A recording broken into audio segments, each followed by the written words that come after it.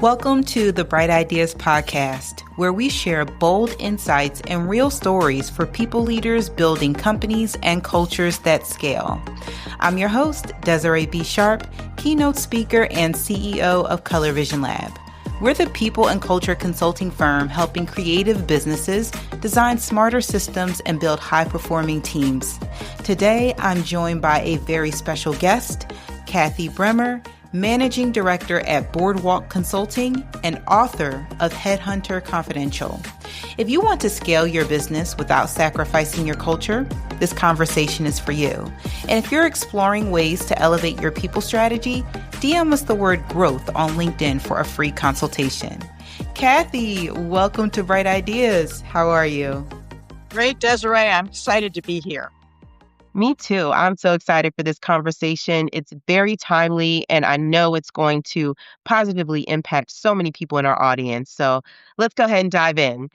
First, Kathy, you wear two hats, right? You are the managing director at Boardwalk Consulting, and you are now the author of Headhunter Confidential, which is an invaluable tool for anyone navigating career changes and transitions, especially during uncertain times. I would love for you to tell us about your path to these roles. How did you come into this work?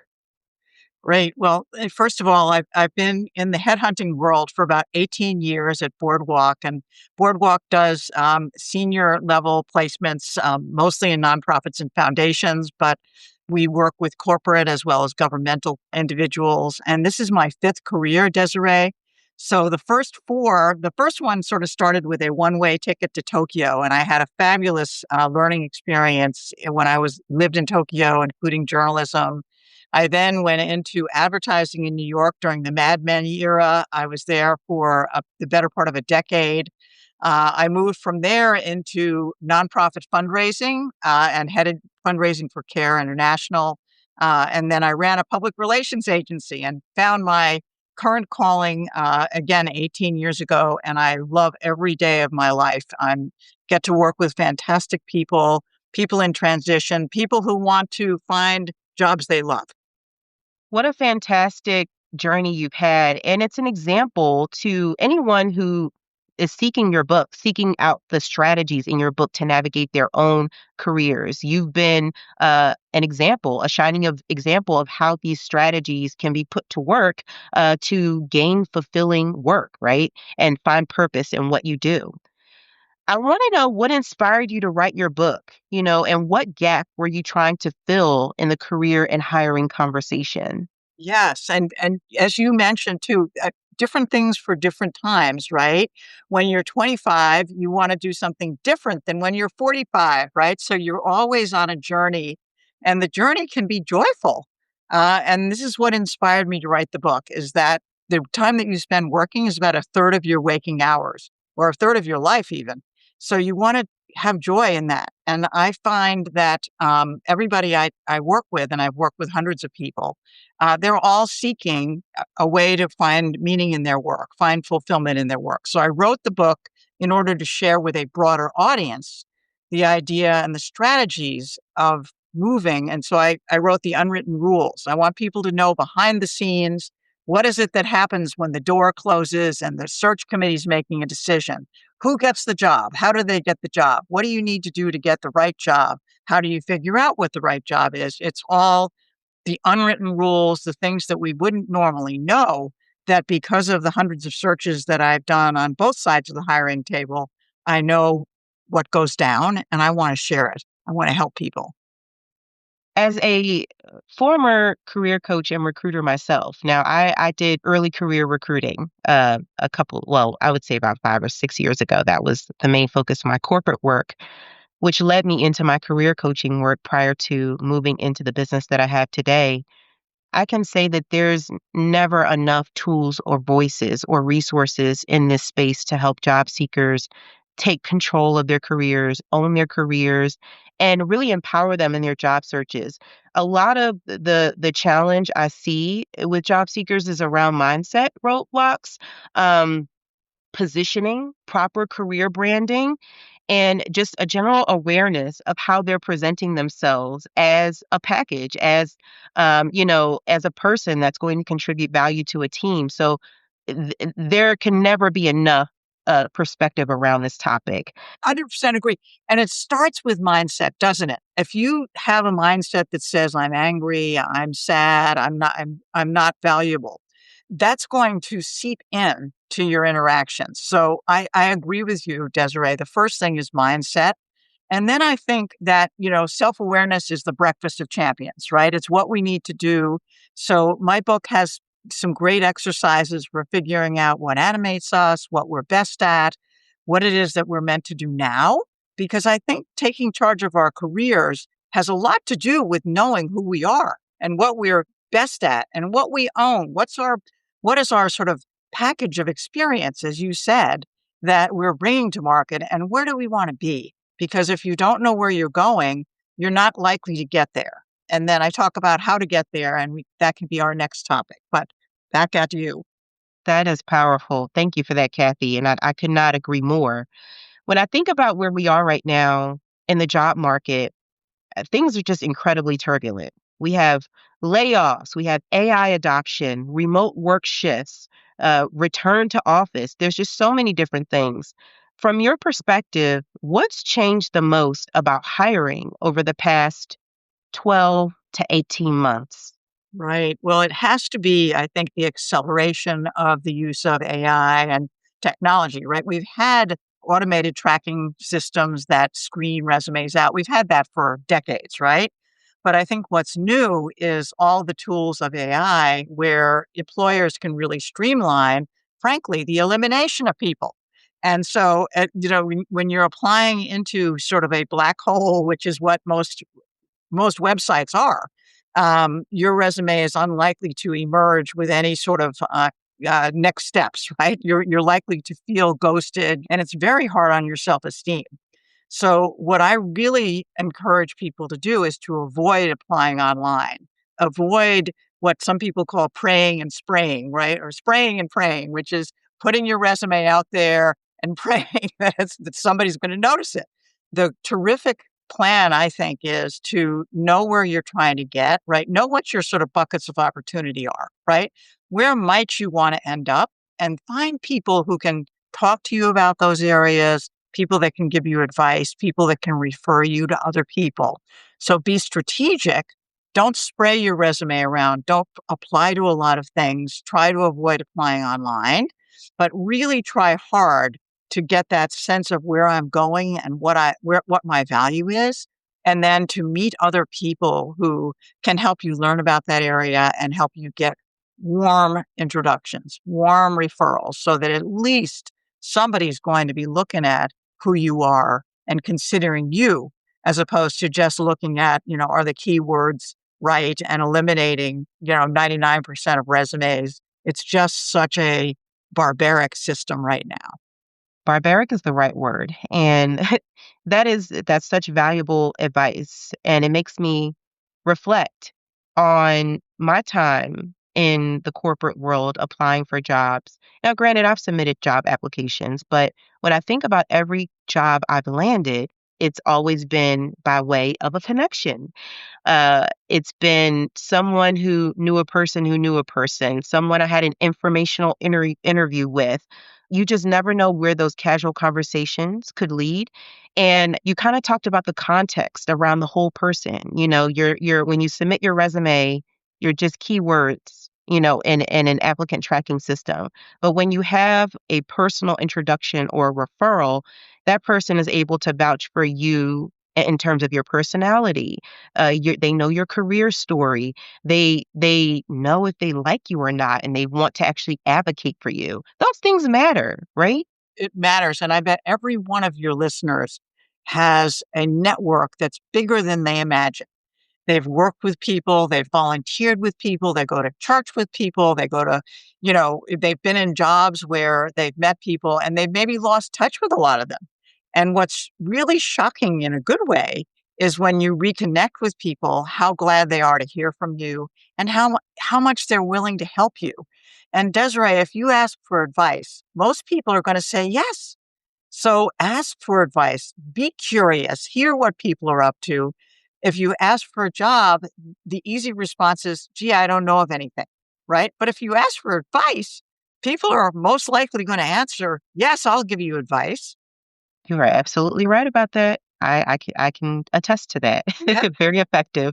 I don't think there's probably a listener out there, Desiree, that hasn't found their way to something through people. Mm. And honestly, that's the way you build a career. You build genuine relationships, not the sort of, go to any old networking event and, give out your business card kind of relationships, but relationships where you have something in common, you talk with them, you get to know them and you're genuine and you care about them and vice versa. And those all lead, as you said, to introductions, warm introductions, ideas. That's how you move forward. Kathy, in your book, you talk about the 6 unwritten rules of job searching. That's the premise of the book. You include, so the 6 rules are: adopt the right mindset, set a clear direction, connect with people, focus on the bullseye, stand out to stand apart, and love the journey. I love those.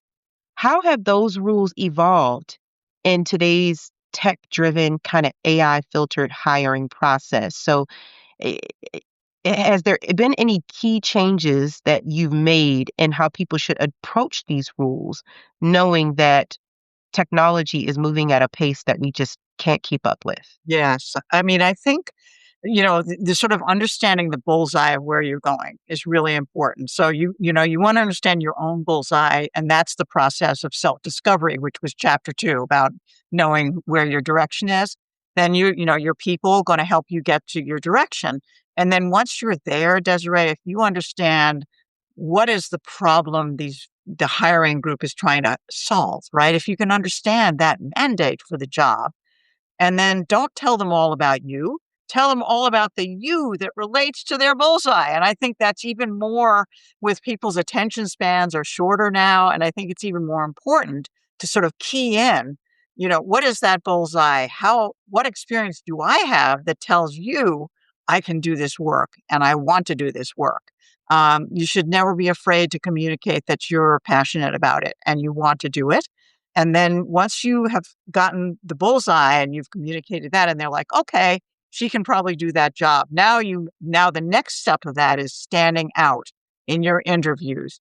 It's really landing well after every hurdle you have to jump, right? Jumping all those hurdles that come up, no typos in stuff, good cover letter, good conversation, good follow up, but also finding connections. How am I connected to what this company is doing?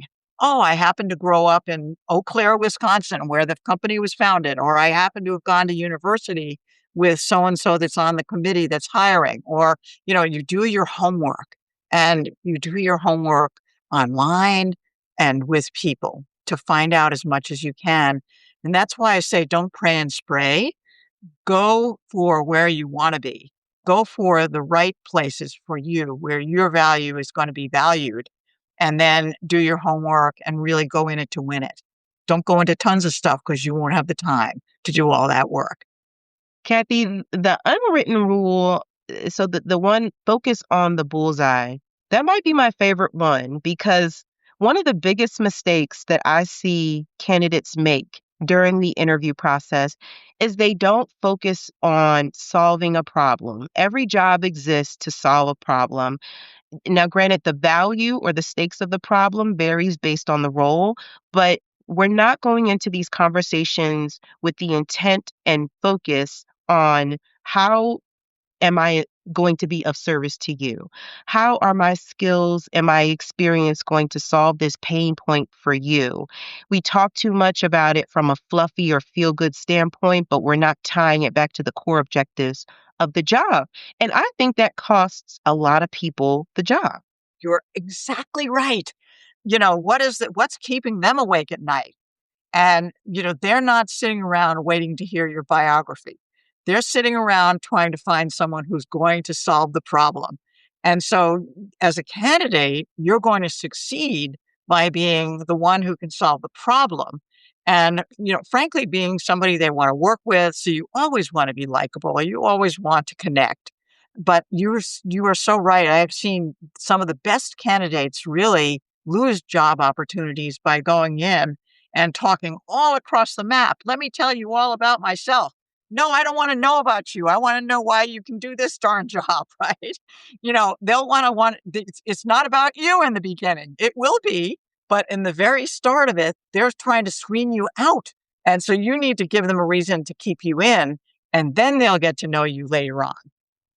100%. I want to talk about this from the perspective of employer brand and candidate experience. I think the candidate experience we're having a bit of a crisis when it comes to how employers are engaging job seekers at each touch point in their process. On the employer side, how is heavy reliance on applicant tracking systems and AI tools shaping or harming employer brand and candidate experience? Oh, what a great point. Because it is basically you're ghosted. Oh, I applied for that job. I didn't hear anything. And now Boardwalk does it differently. We respond to everybody, but like an organization that gets tons and tons of applications, has got to really rev up their engines to be able to let everybody know that they're appreciated. My point of view is everybody is worthwhile. They might not be the right person for a certain job, but they have skills and abilities and they're a great, individual and they should be respected. So every individual should feel that way. And the way these applicant tracking systems, and, there's even robots interviewing people these days, right? And the way it makes you feel as a candidate is that like you're not a worthwhile thing. You're just a thing. You're not a person of value, you're not respected. And so it's very hard sometimes as a candidate to keep yourself up and to get the kind of validation. But from an employer branding thing, I think employers that are really smart are going to apply the best pieces of their brand to how they deal with people who would like to work there. And that is being responsive, being respectful. Maybe it's not the right match this time, but it might be another time. And everybody can be an ambassador for your company. So if they are treated well, it comes back around tenfold in positivity. Yes, it does.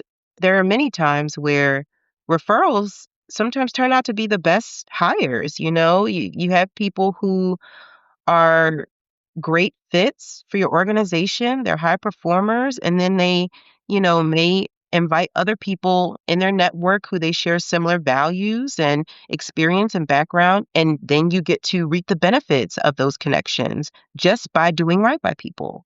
You bet. And what goes around comes around. I always think you lift as you rise, right? And what you're saying about values matters a lot as well, because if you find yourself in a current job where, the environment is toxic or it's against your values, I don't really think you should, I do not advocate quitting. What I think you should do is figure your way to the next opportunity.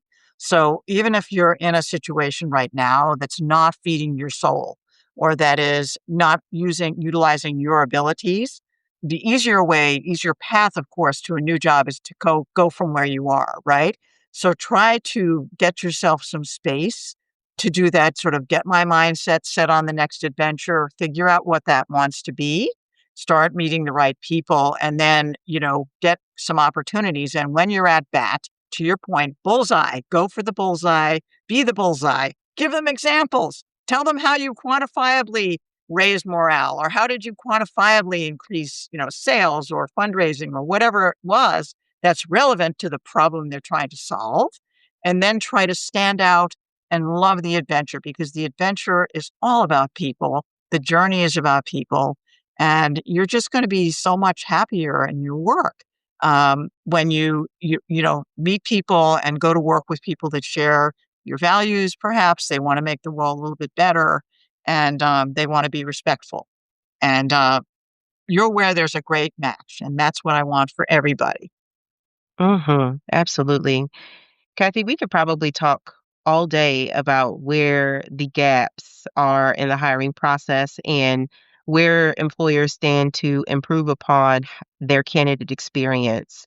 But there are some out there, some employers that are getting it right and they're doing well or as good as they can do. Are there any companies or any best practices around hiring that you see just, really making a good impression or a good mark in the hiring landscape? Is there something that companies are doing really well right now in the hiring arena? Well, I think, you mentioned, that referrals can be solid gold because you're getting value alignment but I think the employers that are doing well are taking the time to really understand their value proposition and what kind of motivation, what kind of impetus, what kind of passion are they looking for, and really seeking that out. And I'm always in favor of asking the first few questions about tell me about a time when, right? Not what would you do, but what have you done? Because in a lot of ways, the best way to know what a person will do is to begin to understand what they have done.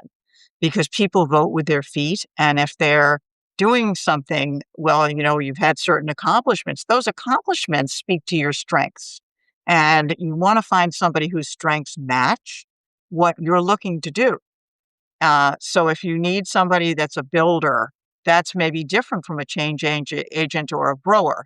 So you want to hear from them, what have they done? What kinds of things? How have they thought of things? And what have they accomplished that will get you down the road to understanding what makes them tick? And would they be the right match?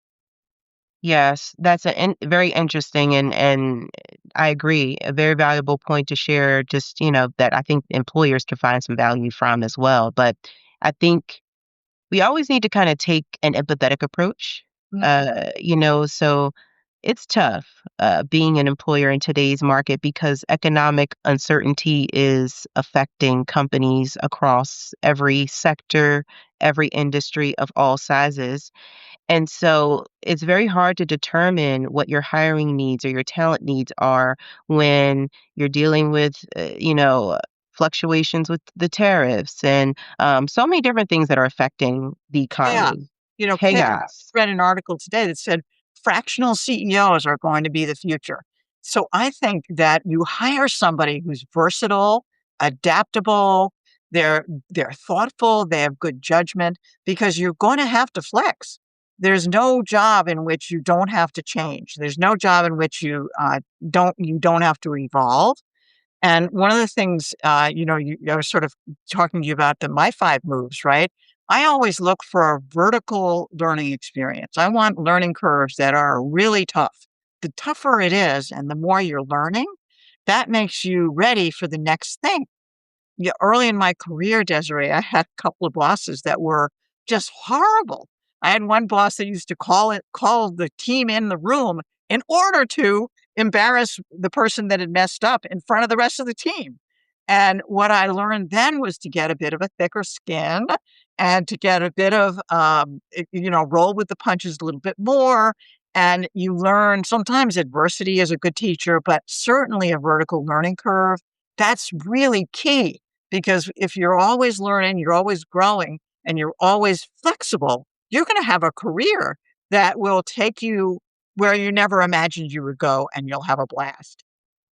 Let's take the conversation in a little bit of a different direction because that brings up a point that I think a lot of folks are talking about when it comes to intergenerational differences and approach to career and career resilience, expectations.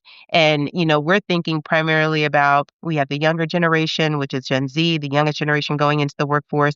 I'm a millennial. We have a lot of millennials going into leadership roles. We have Gen X.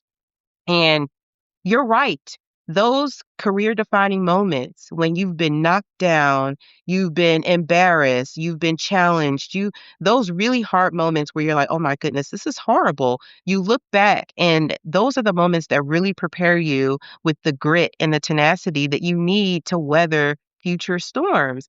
And in the moment, it feels awful, right? But those lessons and insights that you gather from those experiences are invaluable. And I think that when we look at the younger generation of workers, when we have trends like quiet quitting and, they're quietly kind of checking out from their jobs, but having like really big expectations around pay and career advancement and those things, I don't want to say you have to pay your dues, but you have to go through those experiences to get the perspective, to get the strategy, to mentally develop and emotionally develop enough so that you can handle the larger responsibilities and the larger roles. You bet. And have you ever heard somebody say, I only work to support my lifestyle? And I can never resist saying to those folks, well, honestly, to support yourself, you're going to spend close to half your waking hours working. So that materially affects your lifestyle. If you don't like what you're doing at work, or if you're just mailing it in and it's boring, that has a very negative effect on your lifestyle. So if you can just find a job that you enjoy, then that contributes financially to your lifestyle, but it also contributes to your mental health, because you're not coming home feeling like a washcloth that's been wrung out every day, or you're not leaving your soul somewhere that you can't find it again. So finding your way to something that attends to who you are. And sometimes I hear people say, oh, I'm into music, or I'm into the arts, or and these are fantastic. And they're saying, but I can't get any work in that area. And my feeling is, try. If something animates you, try to find, work in and around that. And very often you can, right? One of my kids was trained as an opera singer. I mean, what a degree, music, a bachelor in music education in 2008 during the big financial meltdown. And, he was definitely not the next Pavarotti. So he had to figure his way out, and first he wouldn't call anybody, he's like, Mom, I'm an introvert. I'm not calling anybody. And finally, he started, making contact with people. And he ended up in a terrific job, like in arts related marketing. So even if you have an interest that doesn't seem like you're going to make any money at it, try in and around there, ask advice, ask people about it. You might be surprised that the opportunities are really there. They can be there. You have to get creative. Sometimes you have to just take it all the way back to the foundation and just do like a brain dump of all your experiences and pick them apart. Pick apart, what skills did I utilize to do this one thing? What How did I feel about it? Was it a high energy or a low energy task? Or did I feel accomplished from it? You have to really go back and audit your career with that type of detail to understand where those kind of underlying traits or skills or, experiences that you could draw on to be in a role that's adjacent to what you initially wanted. It may not be directly in that space, but it's adjacent, and you are getting fulfillment from it. So I think that the lesson there is you got to get creative about how you approach your career. Totally. And in Headhunter Confidential, the second chapter is all about that too, Desiree. It has exercises because your strengths are going to drive all your successes in life. So you want to make sure and I have really easy and fun exercises to figure out what animates you, what your strengths are, what your experiences are that you can go to market with. And then where are the places that you're going to find some opportunity that you'll then, get out and leverage networks on. And I think everybody should also have a good LinkedIn profile because that's where, hiring managers go as well. So just make sure you do have a LinkedIn that's pretty up to date. It's kind of your brand identity. It's almost like a website. So everybody should do that, but then really make the human connections to get to where you want to go. Kathy, I love that you have had so many career transitions and they're not so connected and so obvious. They're disconnected enough to inspire people that they can change careers whenever they feel like they want to do that and be strategic about how they make it happen. Could you share a moment when your career or leadership was tested and what it taught you about resilience? So, over those 5 career pivots, What's one of those defining moments where you really felt like, I've learned a lot from this? Right. So I'm going to tell you a time I screwed up royally. I was a rookie in the advertising business. I told you I was there in the Mad Men era. And one of the things you have to do with a commercial once it's been shot is you have to get legal clearance because it can't run without, the state, the networks or the cable stations or whatever. They have to clear it from a legal standpoint. And so as a rookie, I shipped a commercial that was not legally cleared. And so my agency had at great expense to go back and recall those commercials, right? And I should have been fired. Honestly, I should have been fired. And what I learned was that, you're never as bad as your worst mistake, right? And the person that was my boss, and it was a guy at the time, he said to me, "All right, you screwed up. Did you learn anything by that?" And I said, "Oh yeah, I'll never make that mistake again." And that I learned there, and I've practiced that as a leader. Now, always respect the human being, right? Because every human being is going to screw up, and know that they will, and let them see, no, you're bigger than that. That was a mistake. You've learned from it. Now let's keep moving. And I think it's important to have leaders who adopt that growth mindset and understand that failure is inevitable and a natural part of the learning process.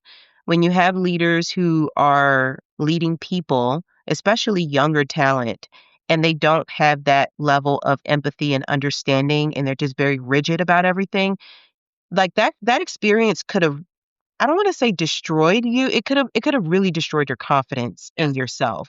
And it creates trauma that you carry into your next role. It's really true. And, if you're in a toxic environment, Desiree, I feel like that that's a call to action. It's time to get out of there. And while you don't want to leap into unemployment or you don't want to mess things up and you never want to burn a bridge because you don't, somebody's going to call that boss for a reference. So you want to leave with elegance, but you do want to leave. You want to figure out how to get out of there, how to figure out where to find a place where you can thrive. Yes, absolutely. I agree with that as well. Yeah. And, Kat- everybody's gonna be fired at some point as well, and take it as a growth experience. What can I learn from that? Um, don't let it put you down because you're a whole human being, and that happened, and we've all had a bad boss. We've all had a tough time at various junctures, and if we grow from it, uh, the future is bright. 100%. Kathy, I like to wrap up all of my conversations by having my guests share their one bright idea. And I think it would be really great if maybe your one bright idea was drawn from your book because there's so many gems, so much value. But let's talk to the audience for your book, the job seekers, the people who are out there navigating change and transitions in their career. What would you share with them? What bright idea would you share, um, you know, that would help them navigate this season of change? Great. Well, first of all, I do think the unwritten rules are a good path, but I'll give you a little fun thing. And that is that everybody's got a gap. Okay. You might have a time gap, or you might have a job that you didn't like. You might have been fired, whatever it is. Right. And there is no perfect candidate. Okay. There's never been a perfect candidate. What I recommend doing if you have an issue is try to make that go away up front. What I think about that is inoculate yourself. So usually in a job interview, you'll have a chance to introduce yourself. So let's say you've had a gap in your career or whatever. Try to put that in perspective. Well, I had a baby and my mother got cancer. But I'm totally back now and I'm excited. So try to make that go away so you're not having to react to questions, right? Be proactive, tell it in a way that it makes it sort of goes away. It answers that, it checks that box for them. And now you're talking about the job and you for the job. That is a very, very valuable piece of advice. And it takes me back to when I was job searching, right after I had been fired from a job and was thinking about how to position this from a place of power. And there's so much power in owning your story and your career narrative and talking about those difficult things before you are grilled on them, on your gaps. And it's just about posturing. So thank you for sharing that as your bright idea. That is an invaluable piece of advice. Great. And I just want everybody to feel confident. Everybody has value. And whether you're on the hiring side of the desk or the looking side of the desk, each person has an unmatched set of abilities. And following yourself through your journey and taking those opportunities forward with you and feeling confident. You don't have to be overconfident, just be who you are and be confident in that. Oh, fantastic. Kathy, I so enjoyed this conversation. Thank you so much for joining us on the Bright Ideas podcast and sharing your phenomenal insights, timely insights to help job seekers and leaders navigate a really tough market from both sides of the hiring table. If there are individuals in the audience who want to learn more about your book, Headhunter Confidential, where can they find it? Where can they learn more about it? Yes. Well, it's anywhere that books are sold, but of course it's on Barnes and Noble and Amazon and all the sites. And it's Headhunter Confidential, the unwritten rules of landing a job you love. And I'm Kathy Bremer. I'm the author. And if anybody especially would like to talk with me, just give a note to Desiree. I talk to people all the time, and I appreciate you, and I appreciate everybody who's listening today. Thank you. Thank you. And we will be sure to include that contact information in the show notes. Thank you so much for joining us, Kathy. I loved having you. Thank you. Take care. Thanks for tuning in to Bright Ideas. If today's episode gave you something to think about, here's your next step. DM me the word growth on LinkedIn to start a conversation about how we can help you scale smarter. And if you're a founder, CEO, or senior talent leader with a story to share, I'd love to hear from you. Reach out about joining me on a future episode. And if you don't want to miss future conversations, be sure to follow the show, leave a quick rating, and download your favorite episodes to take them on the go. Your support helps more leaders discover bright ideas.